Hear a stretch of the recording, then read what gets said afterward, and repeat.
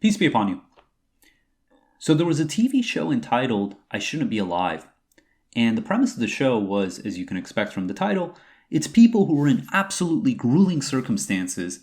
And for all practical accounts, they shouldn't have survived, but they did, and they're living to tell the story.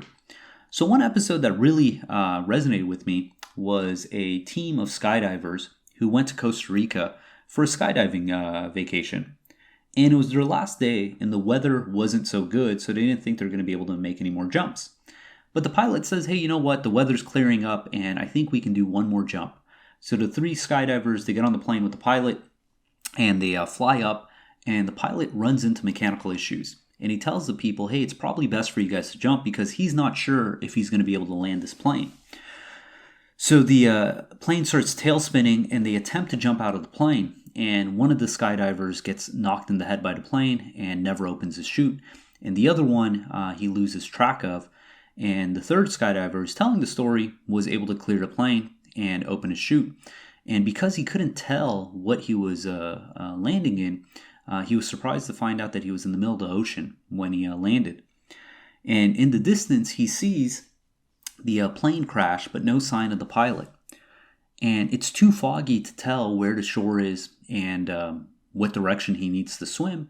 So he's in absolute panic. And he's just cursing himself, wishing that he was dead, wishing he didn't have to drown in the middle of the ocean. And hours go by, and he's getting fatigued and tired and exhausted, and runs into a school of jellyfish who repeatedly sting him. And he's just thinking that he's going through hell. Why is he still alive? And night falls. And he's thinking he has no more energy, that this is it.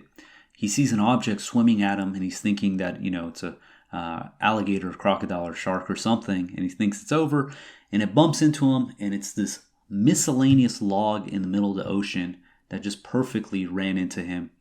And he's overwhelmed and exhausted, and he just passes out right on the log in the middle of the ocean. And when he comes to, it's morning, and he sees that he fell asleep on this log. But on the upside is that the weather's cleared up, and now he can tell what direction the shore is. And he's miles and miles away, but at least he knows what direction he needs to go. The challenge he ran into was trying to swim with this giant log was very counterproductive. As hard as he paddled, the current would just push him away from the shore. And he was at this inflection point where he had to make a decision. Does he stay on this log where he has security, where he doesn't have to tread water, where he has a refuge in the middle of the ocean? But if he does, he'll most certainly die because there's no hope of anyone finding him in the middle of this vast ocean. And the other option is that he takes a risk and he tries to swim to shore. And he knows that that's his only chance for survival. But he doesn't have it in him to part ways with this log. He says he repeatedly tried to distance himself from the log, and he would just come swimming back, and he's crying and bawling and exhausted. And finally, he just makes the decision to push the log in the direction of the current and have the current take the log away from him because he himself could not bear to do such a thing. And when the current takes the log, he has no choice at this point. His only option is to try to swim to shore. And again, he's miles and miles away. He's already been in the water treading for over a day. He's fatigued, he's dehydrated, he's cold. But he attempts to swim. And he's swimming and he's swimming and he's swimming, and he thinks that's it. He's done. He has no more energy. He can't go on any further. He's about ready to call it quits. And a small fishing boat shows up and saves him. And he's the only survivor out of the entire group. And the reason I bring up this story is because there are times in our life where we feel we have no choice, where we think that we are stuck, it's over, and the only option we have for survival is to throw down what it is that we think we're dependent on support. And only then, when we put our entire trust in God, will God transform the situation for us to grow and develop and to be saved. In chapter 22, verse 15, we read, "Happiness now and forever." It reads, "If anyone thinks that God cannot support him in this life and in the hereafter, let him turn completely to his Creator in heaven and sever his dependence on anyone else. He will then see that this plan eliminates anything that bothers him. This person thought that their survival was dependent on this log, this refuge that God provided him. But this was not their survival. This was a mere transitionary point for their survival. And it was up to the person to make that decision that the only way they're genuinely going to survive is by parting ways with what was holding them back. And this log, in the case of this person, while it served its purpose, if he did not part ways with it, was going to lead to his demise, and he had to make a choice. And every day in our lives, we're going to get to a position, well, not every day, but at some point in our life, we're going to get to a position where we're going to feel stuck. We're going to feel there is no option. There is no getting out. And we have nothing to do but to sever our dependence on whatever it is we think we need for our survival. And we'll see, sure enough, that God will bring us out of the situation better. And I equate this to the example of a baby in a womb. When a baby's in a womb, it requires nourishment via the umbilical cord from the mother. Everything the baby needs is going to come through that umbilical cord. But at a certain time, it's going to be time for the baby to part ways with the mother, to exit the womb. And at that time, the umbilical cord is going to be cut. And similarly, in our lives, there's going to be times we're going to need an umbilical cord. We're going to need support. We're going to need something to lean on. And when we get to that predicament where we no longer need that support, it's our duty to throw it down, to put our entire trust in God. And it's similar to anyone who's learned to ride a bike or has taught someone else to ride a bike, that one of the things they have on that bike are training wheels. And these wheels keep the person from falling over, keep the bike steady, provide degrees of freedom for the individual so they don't fall. But at a certain point, everyone who rides a bike realizes that it's time to take off those training wheels. It's time to put 100% trust in God. And when we do that, we'll realize that God has perfectly built us, has made us, so we can suffice and we can thrive under those circumstances. And the first example I want to bring up in the Quran of this very incident taking place is with Moses. When God summoned Moses, God spoke with Moses. He said in 2017, says, "What is this in your right hand, Moses?" And you have to ask yourself, does God not know what is in Moses' right hand? God is all-knowing. God is omniscient. There's nothing that is outside of God's awareness. So clearly he knows what is in Moses' right hand. But I believe the purpose of asking this question was because Moses had to reflect on this very item. In 2018 it reads, he said, "This is my staff. I lean on it. I herd my sheep with it, and I use it for other purposes." So he's declaring that the purpose of this staff is for support where he leans on it. He uses it for provisions in his job as a herder. And he uses it for other purposes. This is something that's at his side 24/7. And God in 2019 tells Moses, "Throw it down." 2020, he threw it down, whereupon it turned into a moving serpent. He said, "Pick it up. Do not be afraid. We will return it to its original state." So God is taking this object that Moses depends on, that Moses leans on, that Moses uses for his day-to-day occupation. And God is telling Moses, throw it down. And when he threw it down, it turned into a serpent, and this freaked Moses out. In another verse, it says he fled, and God called him back and said, "My messengers shall not fear," and showed that God is going to transform this object into something that's going to freak Moses out, but ultimately it's going to return back to its state, and it's going to be a tool in Moses' arsenal that when he goes to Pharaoh, he's going to be able to produce a miracle. And God does this in our lives. We are presented with things that we think we need for our survival: a job, a house, money, connections, status, spouse, children. And at some point, we're going to realize that these things, while they provide us blessings in this life, that the ultimate way that we are going to suffice, the only thing we need in this world in order to survive, is God. that these things are mere training wheels for us to build our confidence in God.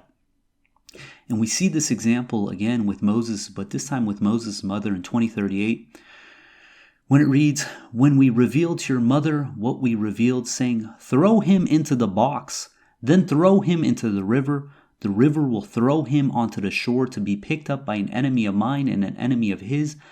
I showered you with love from me and had you made before my watchful eye.'" Moses' mother was scared that Pharaoh and his troops were going to come and kill the firstborn of the children of Israel.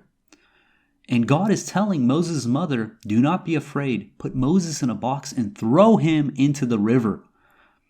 And that wasn't enough. It inspired Moses that it's going to be picked up by the very person you were trying to protect Moses from. And that's Pharaoh. That God knew Pharaoh's wife was going to spot Moses and was going to tell Pharaoh not to kill him and that perhaps they can adopt him as their son. And you can imagine how scared, how intimidating this must have been for Moses' mother.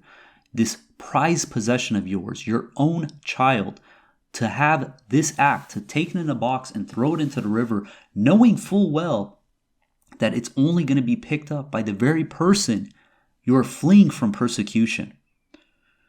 But the element is, if we trust in God, if we wholeheartedly believe that God is the only one who can harm or benefit us, God is the only one who can provide us with protection, who can provide us with any provision we need, all our blessings we need come solely from God alone. When we're backed up in these corners and we feel like we have no choice, we have to trust in God.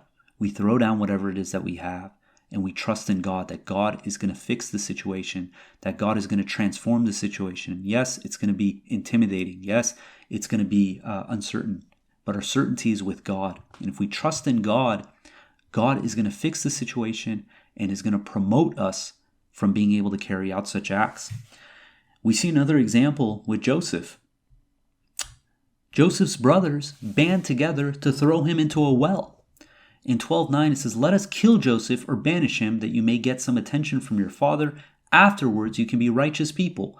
One of them said, "No, do not kill Joseph. Let us throw him into the abyss of the well. Perhaps some caravan can pick him up, if this is what you decide to do." So Joseph's brother, they were intimidated by Joseph and they wanted to banish him. And Joseph, being a believer, he was the one who was thrown down into the well. He was the one who was banished. But this was all in accordance with God's plan. And God used this situation to promote Joseph. In 12:15 it continues, "When they went away with him and unanimously decided to throw him into the abyss of the well, we inspired him. Someday you will tell them about all this while they have no idea." So Joseph was blessed with God's assurances, just like Moses' mother was, that despite the dire circumstances of being turned on by your brothers to be left for dead in an abyss of a well, that this was necessary for Joseph's education so he can come out better off. And God says that he established Joseph twice. Once when he was put under the guardianship of the governor, Potiphar in the Bible, and the second time was after prison, when he was made the treasurer of Egypt. And we see that, oftentimes we don't get to that situation where we decide that the only option is to throw down what we have. But we realize that when we have to, when we're forced to those circumstances, that if we put our trust in God, God is going to make the situation perfect. It's going to make the situation better than we can imagine. But we have to do it for the right reasons. We have to do it to please God. We have to do it to grow and develop our souls and to have 100% trust in God. In 12:32, we read about Joseph again. This time he was thrown in prison. And the governor's wife was so in love with Joseph that when she tried to seduce him and he didn't give in, they decided that they should throw him in prison. And it reads, she said, "This is the one you blame me for falling in love with. I did indeed try to seduce him, and he refused. Unless he does what I command him to do, he will surely go to prison and will be debased." He said, "My lord, the prison is better than giving in to them. Unless you divert their scheming from me, I may desire them and behave like the ignorant ones. His Lord answered his prayer and diverted their scheming from him. He is the hearer, the omniscient. Later they saw to it, despite the clear proofs, that they should imprison him for a while. This is another incident. Same person, Joseph, once by his brothers to throw him into the well. Now by the governor's wife because he wouldn't give in to her seduction. But in both circumstances, God used these opportunities to promote Joseph. So to give him a position of prominence. And we see that after this event, Joseph, when he interpreted the king's dream, he was made the treasurer of Egypt. That from this position, he was able to save his family from famine, to bring them out of Israel and into Egypt. All this because he trusted in God, that he maintained moral integrity, that he led a righteous life. And sometimes, again, we're going to see another example where we think we object to God's commandments. But if we're righteous, it's going to be a blessing that God is going to turn that situation for a moment for us to learn from. And we see this in the example of Jonah. Jonah objected to the mission that God set out for him. God commanded him to go to the people of Nineveh to give the message. And as we saw in a previous podcast, these were the Assyrians who had a terrible reputation of just being brutal people that Jonah wrote off, said there's no hope for them. I'm not going to go to these people. And we read what happened. In 37:139 it says, Jonah was one of the messengers. He escaped to the loaded ship. He rebelled, and thus he joined the losers. Consequently, the fish swallowed him, and he was the one to blame. If it were not that he resorted to meditation on God, he would have stayed in the belly until the day of resurrection. We had him thrown up into the desert, exhausted. We had a tree of edible fruit grown for him. Then we sent him to 100,000 or more. They did believe, and we let them enjoy this life. I don't think there is another circumstance in the that I know of where a messenger went to a community, let alone a community of 100,000 with such a bad reputation that they all believed. We look at the example of Moses when he went to the children of Israel. 2 people believed out of all of them. When they were commanded to enter Jerusalem, none of them wanted to. Only 2 said to follow God's commandment. And this is an absolute miracle. But the aspect is that when we're put into these circumstances, we have to throw down what we have. In the case of Joseph and Jonah, it was themselves that were thrown down. And God took that situation and changed it for them, created it into a blessing in disguise. That despite Jonah not wanting to follow God's mission, thinking that he can object to God's mission, that God used that circumstance for him to realize that there is no escape from God except to God. And when he meditated on God's name inside the big fish's belly, that God redeemed him and had him thrown up onto the shore in order for him to fulfill his mission so he can maintain righteousness. And the contrast to that is, as a believer, we, in essence, have to submit to God when we're put in these circumstances. We put 100% trust in God. We sever our dependence on anyone, and we trust in God, and we throw down what it is that God gave us that we think we need, for support, for provisions, to lean on, that we throw this down, and we trust that God is going to make the situation right. Now, what happens when people throw down for the wrong reasons? They take what blessings God has given them and they use it for their own detriment. Is that whatever they throw down ends up leading to their own destruction, ends up leading to them drawing farther away from God.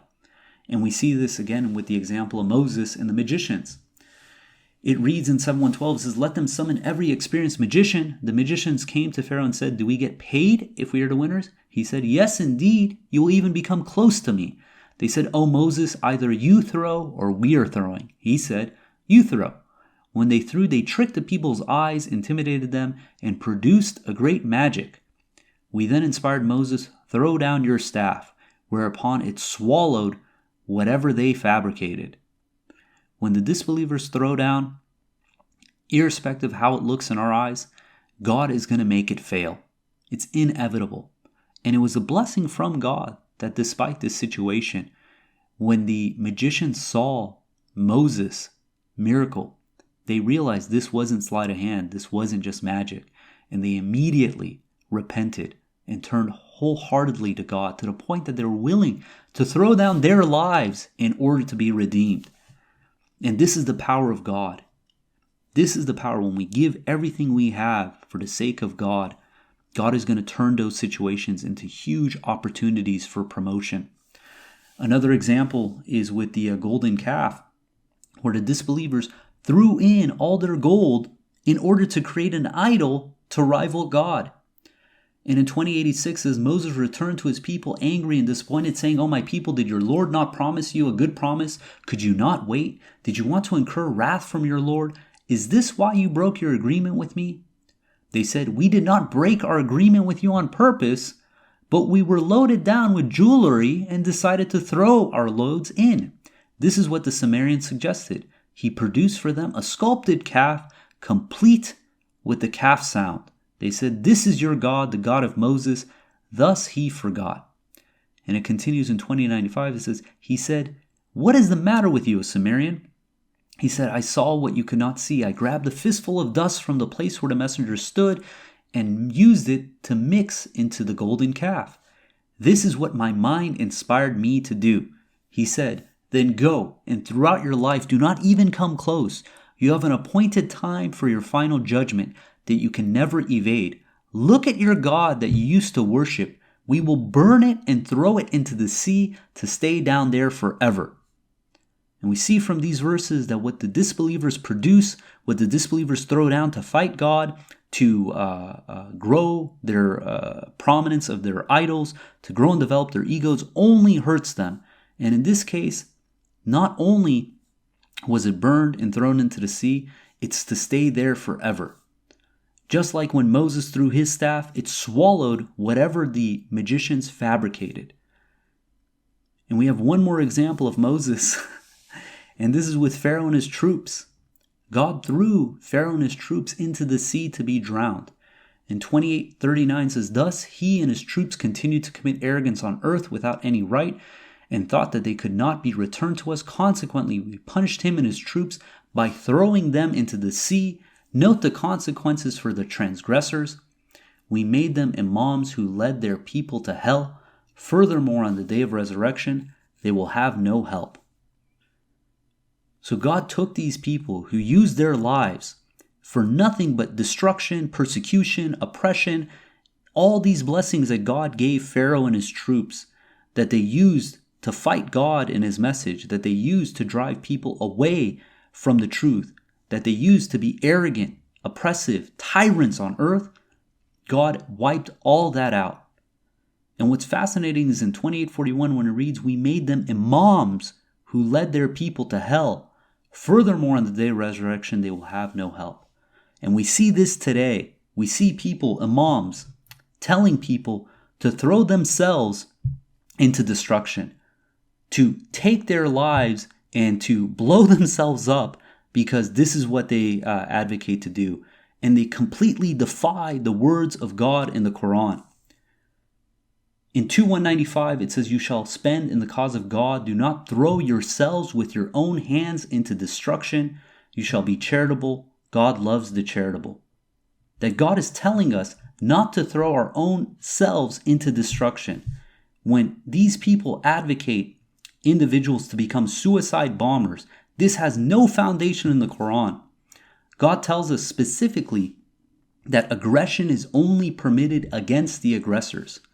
If we use these blessings, this life that God has given us, to promote tyranny, to promote oppression, persecution, then we are guaranteed never to be able to be saved, that we would be the fuel for hell.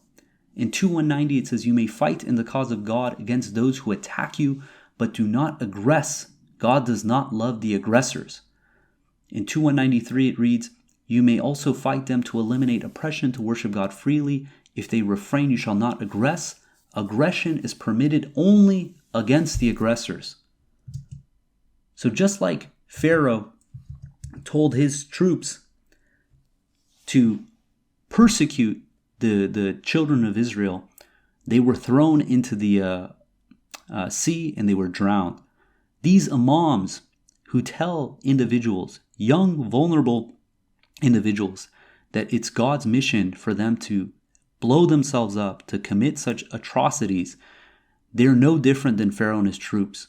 God has given us so many blessings, and we use these blessings to draw closer to God, to be kind, to be humble, to be loving individuals, to be productive members of society. And if we use these in the wrong way, we're only hurting ourselves in this life and in the hereafter. And there's a question, is how do we know when it is time for us to throw down what it is we have? If we go back to 22:15, it reads, "If anyone thinks that God cannot support him in this life and in the hereafter, let him turn completely to his Creator in heaven and sever his dependence on anyone else. He will then see that this plan eliminates anything that bothers him." And I was thinking a lot about this. I've talked with people, and they seem to just use this as a cop-out when they run into hardship. Their job is getting hard. They say, look, I just want to quit. Their relationship with their spouse is getting difficult. They say, I just want to leave. And these, I don't think, are the appropriate tactics to use this verse in 22:15 to sever your dependence on anyone. We have certain obligations in this life. We have obligations to our children, to our spouses, to our work, to society, and we can't absolve ourselves from this responsibility. So the question is, when does 22:15 come into play? And my answer to that, from looking at these verses, is when you feel like you have no other choice. When you're backed up to a corner and the only option you have is to sever your dependence. In the Bible, we read the example of the devil tempting Jesus. In Luke 4, it reads, "Then the devil led him to Jerusalem and set him on a pinnacle of the temple. 'If you are God's chosen,' he said, 'throw yourself down from here. For it is written, he will command his angels concerning you to guard you carefully, and they will lift you up in their hands so that you will not strike your foot against the stone.' But Jesus declared, 'It is also said, do not put your Lord, your God, to the test.' When the devil had finished every temptation, he left him until an opportune time." So it's saying here that, the devil was telling Jesus, hey, just jump off this cliff. Sever your dependence. Just jump. God is going to save you. And Jesus' response is, you can't test God. God has a system. For instance, if someone was to go to war, they can't go to war with feathers and say, look, God is going to protect us. Now, if they had no weapons, they were put in a position where they had nothing and they had no other choice, then God will support them. But to throw ourselves with our own hands into destruction is breaking God's commandments. And that's the reason that when we are put in this situation, this is at a point when we have no choice. When you feel like there is no other option other than to sever your dependence. And if you think about the story from the beginning, about the person in the middle of the ocean who thought that their log was their only refuge, the only choice they had for survival was to part ways, because that log was going to lead to their sure demise. And you see this and time again when Moses was fleeing Pharaoh and his troops, and the children of Israel said, we're going to be caught. Moses' response was, no way. And at that point, God parted the sea for them. And he used his staff. And by God's leave, it parted the sea for them. So we have to put our trust 100% to God. And we have to always, it's not that we're throwing ourselves into destruction. We have to trust in God. And in 3:159 says, when you make a decision, carry out your plan and trust in God. God loves those who trust in him. And we can never use 22:15 to break another one of God's commandments. What we do when we sever our dependence isn't because we're lazy. It isn't because we want to absolve ourselves from any responsibility. It's because we want to draw closer to God. We want to maintain righteousness. If we're put in a situation where our only option to maintain righteousness is to either fall into sin or quit our jobs or anything else, then we always choose God. We trust in God. And by doing that, we will see that it's not our jobs that provide provisions for us. It's not our boss. It's not our connections, that it's God alone. Anytime that we're being pushed towards committing sin and we have a choice to either commit sin or to draw closer to God, and that requires trust in God, we err on the side of trusting God. In 3:173 it says, when the people say to them, people have mobilized against you, you should fear them. This only strengthens their faith, and they say, God suffices us. He is the best protector. They have deserved God's blessings and grace. No harm ever touches them, for they have attained approval. God possesses infinite grace. These are believers at the time of the prophet who didn't want to fight. God tells us specifically in the Quran that if people offer us peace, we have no justification to fight them. But if people mobilize against them, that their trust is 100% to God, and God tells them that no harm ever touches them. In 3:175 it continues, it is the devil's system to instill fear into his subjects. Do not fear them and fear me instead, if you are believers. And I want to end with one verse, and this is chapter 5, verse 54. It says, "O you believe, if you revert from your religion, then God will substitute in your place people whom he loves and who love him. They will be kind with the believers, stern with the disbelievers, and will strive in the cause of God without fear of any blame. Such is God's blessing. He bestows it upon whomever he wills. God is bounteous, omniscient." So if we trust in God, if we try to maintain moral integrity, lead a righteous life, that we can strive in the cause of God without fear of any blame. God willing, we're going to end there. If you guys got comments or questions, hit us up at QuranTalk@gmail.com. And until next time, peace and God bless.